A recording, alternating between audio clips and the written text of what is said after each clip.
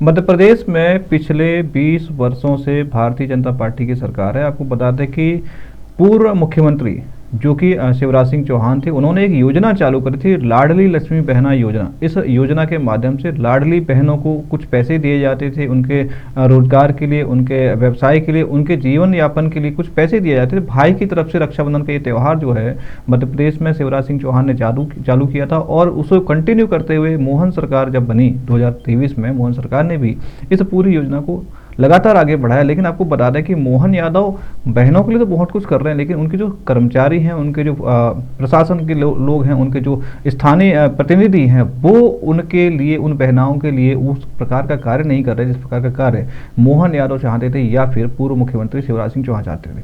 आपको बता दें कि एक ऐसे ही लाडली बहना कुछ दबंगों की दबंगई का शिकार हो गई है और उसके घर पर कुछ दबंगों ने कब्जा कर लिया। आप ही देखिए किस प्रकार से वो जो लाडली बहना है, जो कि मोहन यादव की बहना है, जो कि पूर्व मुख्यमंत्री शिवराज सिंह चौहान की लाडली लक्ष्मी बहना है, उस बहना के साथ क्या कुछ काम किया जा रहा है, उस बहना को किस प्रकार से प्रताड़ित किया जा रहा है। और जब वो महिला दर दर की ठोकरें खाते हुए अधिकारियों के पास जाती है तो अधिकारी क्या कुछ उससे कहते हैं, अधिकारी किस प्रकार से उसे धुतकार देते हैं, जिसके बाद वो महिला मीडिया के पास आती है और मीडिया से अपनी बात कहती है। पहले आप ये महिला का बयान देखिए, फिर आपको पूरी कहानी शॉर्ट में समझाते हैं। नाम सरोज भदौरिया है और मुझे अमित सिंह भदौरिया परेशान करते हैं। मेरा मकान भदौरिया कृषि फार्म वार्ड नंबर 4 रामेश्वर मंदिर के पास है। हम राजेंद्र सिंह ने मेरा पूरा मकान तोड़ के मैदान कर दिया है। मेरे पति की दिमाग की हालत ठीक नहीं रहती और उन्हें हार्ट की बीमारी है। उनके लिए हम ग्वालियर में आते हैं इलाज के लिए।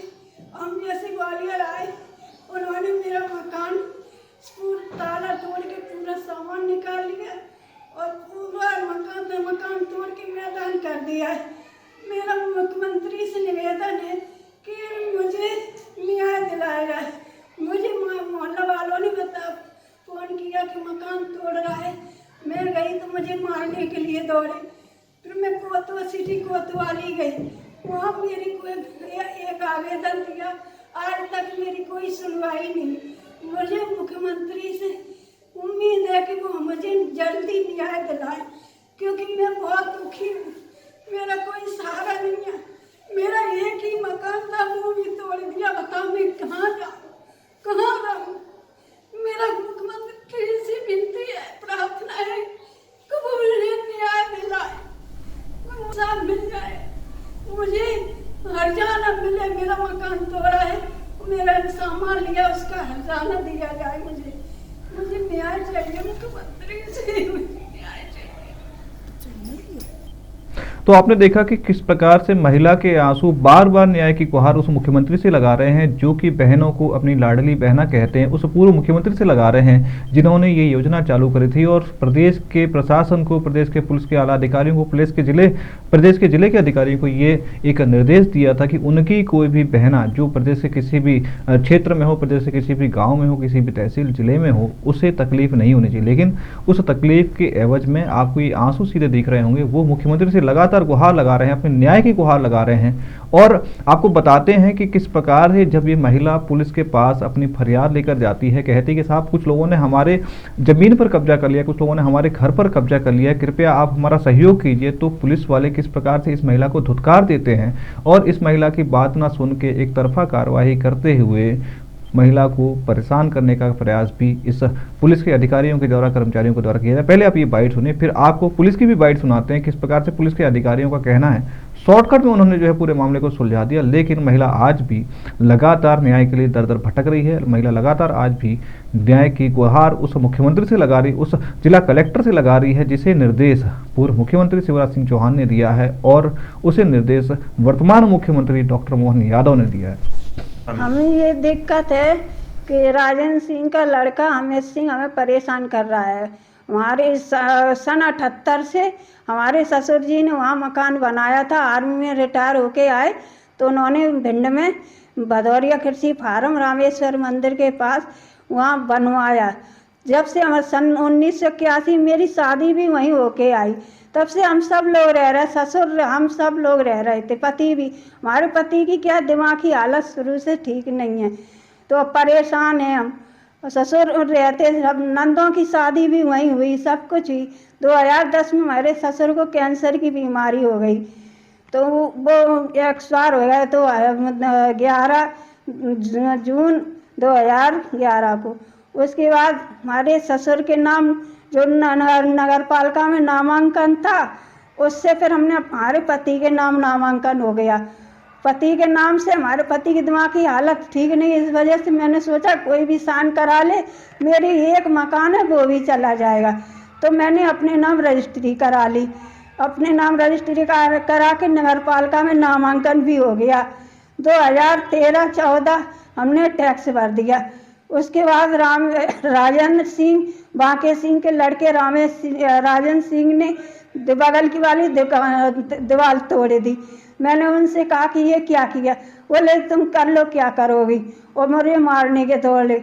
मेरा बच्चा तब छोटा था, तो मैंने थाने सिटी कोतवाली में शिकायत की। उसके बाद पुलिस आई, तो राजेंद्र सिंह ने मेरे पति पे हमारे केस कर दिया मकान पे। तो पति की दिमाग की हालत ठीक नहीं थी, इस वजह से हमने केस लड़ा। मैं एक बार केस जीत गई, दोबारा भी जीत गई, और मेरे भिन्न मकान में आना जाना रहता था। उसके बाद हम दवाई हमारे पति की बीमारी, हार्ट की प्रॉब्लम है, वो बीमार रहते हैं, तो उनको दिखाते रहते हैं। यहाँ हम अपने भाई के मकान में ग्वालियर रहते हैं, तो आते जाते हैं। तो 2022 में कोरोना की वजह से हम भिंड नहीं जा पाए, तो उन्होंने हमारे आगे मकान के आगे दुकानें बना ली। मैंने बोला कि ये दुकानें क्यों बना ली? फिर वो धमकी देने लगे, मैं मार देंगे और हम आपके बच्चे को ख़त्म कर देंगे। तो मैंने कहा क्या? उसके बाद 2023 में मेरे पति को बहुत तबीयत खराब हो गई, तो हम ज़्यादा जा नहीं पाए। जब जाते थे थोड़ा बहुत, अब हम पति बेड रेस्ट पे हैं, तो उनकी देखभाल कर रहे हैं। तो वहाँ मोहल्ले वालों ने बताया कि आपके घर का ताला तोड़ के राजेंद्र सिंह पुत्र अमित सिंह ने आपके घर का ताला तोड़ के सामान भर लिया और मकान तोड़ रहे हैं। तो मैं 25 तारीख को 24 को उन्होंने मोहल्ला वालों ने बताया, 25 को छुट्टी थी, तो हम 26 को गए भिंड में सिटी कोतवाली में हमने आवेदन दिया। टीआई ने कहा ठीक हम कार्रवाई करेंगे, तो टीआई ने कुछ नहीं किया। फिर मुझे पता चला कि उन्होंने पूरा तोड़ दिया, तो मैं गई और बच्चे को लेके फिर टीआई से बोला, तो वो उन्होंने 2-3 पुलिस वाले भेजे, तो वो अमित सिंह नहीं मिला। फिर टीआई बोला ठीक है, उनसे बोला कि कागज लेके आ जा, आप भी ले जा। हम वहाँ इंतजार करते रहे। टीआई गरम होके बोला अब आप जाओ, अब ऊपरी होगी कार्रवाई। फिर मैं डीएसपी से मिली 31 तारीख को, डीएसपी ने भी आवेदन दे के आ गई। अब आज तक कोई कार्रवाई नहीं हो रही है। अब मुझे आज पता चला कि वो हमारी जगह जो फोड़दार पूरा मकान चौड़ा कर दिया है, तो अब बता उसमें रेत डाल रहे, वो मेरे मकान में कब्जा कर रहे हैं। अब मैं बताऊं कहाँ जाऊं, मेरा कहीं भी मकान नहीं है। अब मैं क्या करूं? मुझे न्याय चाहिए, और जो मेरा मकान तोड़ा है उसका हर्जाना चाहिए, और जो हमारा सामान रख लिया उसका हर्जाना चाहिए। हमें न्याय चाहिए। कौन कौन लोग हैं जिन्होंने मकान तोड़ा? वो राजेंद्र सिंह का लड़का अमित सिंह है। आपके क्या परिवार के हैं वो? हाँ, रिश्तेदार हैं, वो मेरी सास की बुआ के नाती है। तो जबरदस्ती कब्जा कर लिया आपका मकान? जबरदस्ती कब्जा कर रहे हैं, क्योंकि वो सोच रहे हैं कि इनका कोई नहीं है, तो मैं इनका घर कब्जा कर लियो। बताओ मैं क्या करूं? क्या नाम है आपका? हमारा सरोज भदौरिया नाम है, पति का मदन मोहन सिंह भदौरिया। ऐसा एक आवेदन आया है पुलिस अधीक्षक कार्यालय में कि महिला ने बताया है कि उसके रिश्तेदारों से मकान के संबंध में कोई विवाद हुआ है, और उसने कुछ तोड़फोड़ का भी उसमें शिकायत की हुई है। तो उसमें संबंधित थाना प्रभारी को आवेदन भेज दिया गया है कि उसमें जांच करके वैधानिक कार्रवाई करेंगे, साथ ही कोई लड़ाई झगड़ा ना हो इसके लिए प्रतिबंधात्मक कार्रवाई और बाउंड ओवर के लिए भी बताया गया है।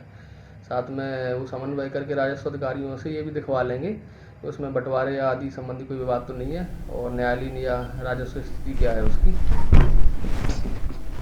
और पूरी खबर पर हमारे साथ में सरोज भदौरिया जुड़ी हुई हैं। सरोज जी, आपका स्वागत है स्वदेश 24/7 में।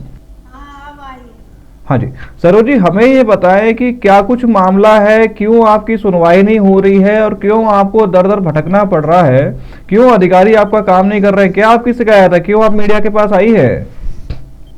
जी बताएं सरोज जी, क्या समस्या है आपकी, क्यों आप जो है परेशान हो रही हैं, कौन आपके मकान के ऊपर कब्जा करके बैठा है? समस्या मेरी ये है कि मेरा मकान मेरा नाम सरोज भदौरिया, मेरा मकान भदौरिया कृषि फार्म भिंड पुरानी लाइन रेलवे सिग्नल के पास रामेश्वर मंदिर के पास मकान था। सन 78 में मेरे ससुर जी ने बनवाया था, तब से हम सब लोग रह रहे थे। उसके बाद 2011 में मेरे ससुर जी बीमार हो गए, उनको कैंसर की था, वो खत्म हो गए। ससुर के जाने के बाद ये बांके सिंह के लड़का राजेंद्र सिंह हमें परेशान करने लगे। मेरे मकान के बगल से दीवार थी, उन्होंने 2015 में तोड़ दी। उसमें हम दोनों का झगड़ा हुआ, तो उन्होंने हमने मतलब रिपोर्ट वगैरह लिखाई, तो वो उन्होंने उस मकान पे केस कर दिया। मैं न्यायालय से 2 बार जीत गई हूँ। अब वो मान नहीं रहे। हम राजन सिंह तो खत्म हो गए। मुकेश जी हमारे साथ लाइन पर जुड़े हो। मुकेश जी हमें ये बताएं कि क्या कुछ मामला है, क्यों ये महिला परेशान हो रही है और क्यों पुलिस इनका सपोर्ट नहीं करना चाह रही है? भैया अब जी मैं प्रकाश डालना चाहता हूँ मेरे को जी कि एक तरफ तो हमारे मुख्यमंत्री मोहन सिंह यादव जी लाडली बहना जैसी योजना चला रहे हैं, इसमें पर मंथ 1250 रुपए जी हमारी लाडली बहना को मिलते हैं। तो एक तरफ अभी भिंड में का मामला आपने देखा होगा, सुना होगा कि एक दमंग किस्म के लोग उस पीड़ित महिला पर अत्याचार कर रहे हैं जो वैसी परेशान है। मुकेश जी देखिए, मेरा सवाल ये है कि जब जी, ये जी। महिला 2 बार कोर्ट से जो है आपने उस केस को जीत चुकी है और कोर्ट का आदेश है कि इस महिला को इसका मकान वापस दे दी जाए, फिर पुलिस जी। इसकी सहायता क्यों नहीं कर रही? पुलिस इसकी बात क्यों नहीं सुन रही? पुलिस क्यों बार बार इसको टरका रही है? हम एसडीओपी का बयान भी सुन रहे थे, डीएसपी का बयान भी सुन रहे थे, महिला का भी हमने बयान सुना और महिला भी हमारे साथ अभी लाइन पे आई थी। क्यों महिला का सपोर्ट नहीं किया जा रहा है? क्यों जिला प्रशासन इसका सपोर्ट नहीं कर रहा है? क्यों पुलिस प्रशासन इसका सपोर्ट नहीं कर रहा है? क्यों ये महिला बार बार इस उम्र में बुढ़ापे के इस दूर दराज पर ये भटक रही हैं और दर दर की ठोकरें खा रही हैं? क्यों ये प्रशासन के सामने बार बार अपनी गुहार लगा रही है? मुकेश जी भैया आपको पता है कि सीधे सीधे लोग का कहीं कहीं भी कोई धनी दूरी नहीं, ये बहुत ही सीधे इंसान है ना। और क्या नाम है, जो जिन्होंने मकान तोड़ा है वो दमंग किस्म के लोग हैं। वो शासन पे प्रशासन पे एक दबाव बनाकर। लेकिन मुख्यमंत्री मोहन यादव की जो पॉलिसी है वो तो जीरो टॉलरेंस की पॉलिसी है। किस प्रकार के दबंग? अगर मुख्यमंत्री मोहन यादव कह रहे हैं कि हम किसी भी प्रकार का क्राइम मध्य प्रदेश में जो है नहीं रहने देंगे, हम हर प्रकार के दबंग को जेल में डाल के फेंक देंगे, फिर कहाँ है वो मुख्यमंत्री जो लाडली बहनों के लिए जो एक पैर पर खड़ा हुआ? कहाँ है वो मुख्यमंत्री जो लाडली बहनों से जो राखी बनवा रहा था? कहाँ है वो मुख्यमंत्री जो हर बार ये कहता था कि अगर तुम्हें कुछ तकलीफ हो तो आपका भाई खड़ा हुआ है? जी आप खुद देख सकते हैं कि एक बहना का मकान पूरा बुलडोजर से ध्वस्त कर देते हैं। एक तरफ आप देखते हैं कि हमारे यूपी के मुख्यमंत्री जी कोई भी कुछ करता है तो उनका मकान तोड़ देते हैं, क्या नाम है, और एक तरफ देखते हैं हमारी बहनों का मकान तोड़ा जा रहा है। तो कहाँ है शासन, कहाँ है प्रशासन, कहाँ है हमारे मुख्यमंत्री? अच्छा मुकेश जी हमें ये बताएं कि पूरा मामला आखिर में क्या है? ये महिला कह रही है कि इसकी शादी यहीं पर हुई थी, इसके बच्चे यहीं पर हुए, इनके मकान इनके नाम पर है, कोर्ट जो है इनको 2 बार आदेश दे चुका है कि भाई आप इस मकान के हकदार हो। फिर इनके रिश्तेदार के ऊपर में ये बता रहे हैं कि कोरोना के बाद में जैसे ये ग्वालियर आए थे उसके बाद में इनके रिश्तेदारों ने इनके मकान पर कब्जा कर लिया। तो आखिर इनके रिश्तेदार कब्जा करके क्यों बैठे हैं भाई? ऐसी क्या लालच की मंशा है कि वो इसके ऊपर कब्जा करके बैठे हैं और क्यों इसके मकान को छोड़ना नहीं चाह रहे हैं? पुलिस क्यों हाथ पे हाथ धरे बैठी है? क्यों प्रशासन हाथ पे हाथ धरे बैठा हुआ है? मैं एक चीज पे और प्रकाश डालना चाहूंगा कि ये सरोज सिंह भदौरिया जी के पति मतलब पूरी तरह से बीमारी से इतने ग्रस्त हो चुके हैं कि उनकी सोचने समझने की शक्ति बिल्कुल बच्चे जैसी हो गई है। जब जिस इंसान का पति या तो होता नहीं है तो दिक्कत आती है, या होके भी ना होने जैसा बराबर होता है वो होता है। जब उन्होंने देखा कि इनके पति मतलब किसी लायक नहीं है तो उन्होंने उनकी बीमारी का फायदा उठाया और उस मकान पे कब्जा कर लिया। हमें ये बताएं क्या किसी लीगल तरीके से उनके मकान पर कब्जा किया गया है? क्योंकि देखिए कोई भी किसी की भी प्रॉपर्टी पर इस प्रकार से तो कब्जा कर नहीं सकता। अगर ये कोर्ट गई है तो पुलिस की ये नैतिक जिम्मेदारी है कि ये यहाँ पर उस कब्जे को छुड़वाएं, और जिला प्रशासन की नैतिक जिम्मेदारी कि जिसकी प्रॉपर्टी है उसको वो विधिवत रूप से सम्मान के साथ वापस लाए।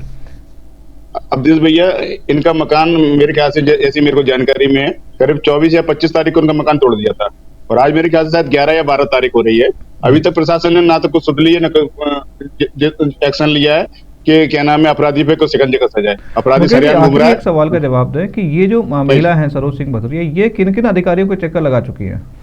ये क्या नाम है अपने क्या नाम है सिटी कोतवाली भिंड में जा चुकी हैं। जी अपने एसपी साहब के यहाँ उन्होंने आवेदन दिया है। जी अपने एसडीएम साहब के यहाँ गई हैं। एसडीएम साहब के यहाँ उन्होंने कहा कि तहसीलदार साहब के पास जाओ। तहसीलदार ने साहब कहा कि पटवारी के पास जाओ। पटवारी के पास गई, उन्होंने कहा फिर तहसीलदार के पास जाओ। तहसीलदार ने जैसे ही फिर दोबारा तहसीलदार के गए, तहसीलदार ने अपने गेट के दरवाजे बंद कर दिए और महिला को मार दिया। चलिए, बहुत बहुत धन्यवाद मकोई जी तमाम जानकारी साझा करने के लिए। तो आपको बता दें कि मध्य प्रदेश में फिर से एक लाडली बहना को अपने भाई की याद आई है और लगातार जो वो लाडली बहना है अपने भाई को याद करे, उस भाई को याद करे जो कि मध्य प्रदेश का मुख्यमंत्री डॉक्टर मोहन यादव। जी हाँ, डॉक्टर मोहन यादव वर्तमान में भारतीय जनता पार्टी से मध्य प्रदेश के मुख्यमंत्री हैं और उनसे पहले शिवराज सिंह चौहान जो हैं वहां पर मुख्यमंत्री रह चुके हैं। दोनों ही सिर्फ एक स्कीम पर काम कर रहे हैं कि यह लाडली लक्ष्मी बहना, वह बहना जिसको ये हर बार सम्मान देंगे, वह बहना जिसकी रक्षा की कसम ये हर बार खाते हैं और वह बहना जिसके लिए हर बार ये तत्पर रूप से खड़े रहे। लेकिन आज उस बहना को अपने भाई की जरूरत है, क्योंकि उस भाई के बिना उसके किसी भी काम को करने नहीं दिया जा रहा है। आपको बता दें कि इस महिला का जो मकान है उसके ऊपर दबंगों ने कब्जा कर लिया है और महिला लगातार हर अधिकारी के चक्कर काट चुकी है, हर अधिकारी के सामने अपनी गुहार लगा चुकी है, फरियाद लेकर बार बार दरवाजों की ठोकरें खा रही है, सीढ़ियों पर बैठी है, लेकिन कोई भी अधिकारी इसकी बात सुनने को तैयार नहीं है। आपको बता दें कि 25 तारीख को दबंगों ने इसके मकान को तोड़ दिया था, लेकिन आज तक जिला प्रशासन ने या पुलिस के अधिकारियों ने कोई भी कार्रवाई नहीं की। हमने आपको बाइट भी सुनाई थी डीएसपी की। डीएसपी का कहना है कि हमने विधिवत तरीके से जांच कराने के आदेश दे दिए हैं, लेकिन अगर देखा जाए तो न्याय की बात आज भी अधूरी है।